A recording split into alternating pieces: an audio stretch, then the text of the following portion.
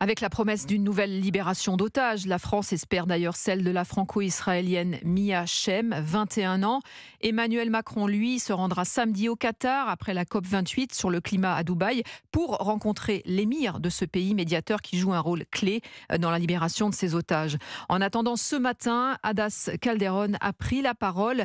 La maman d'Erez, 12 ans, et de Sahar, 16 ans, libérée lundi soir, est revenue sur les conditions de détention de ses enfants. C'était un moment si intense de les revoir. Je ne pouvais même pas croire que c'était vrai.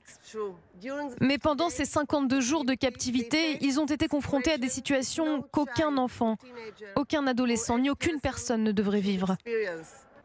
Ils ont vécu une expérience très traumatisante et ils ont appris que leur grand-mère et ma nièce ont été assassinées. Ils dorment à peine. Quand je me suis levée ce matin à 6 heures, ils étaient encore réveillés, comme s'ils ne pouvaient pas fermer les yeux. Et j'ai encore un combat à mener. Ce n'est pas fini. Ma famille ne sera pas en paix tant que leur père ne sera pas de retour.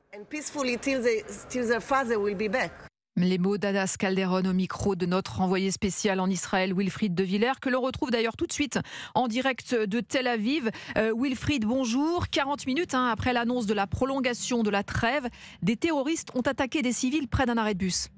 Oui, il est 7h40 quand deux hommes armés de M16 et d'un pistolet ouvrent le feu en pleine rue à la sortie de Jérusalem avant d'être abattus par des policiers. 3 civils meurent des suites de leurs blessures lors de l'attaque. 2 femmes et un homme, 6 autres sont blessés.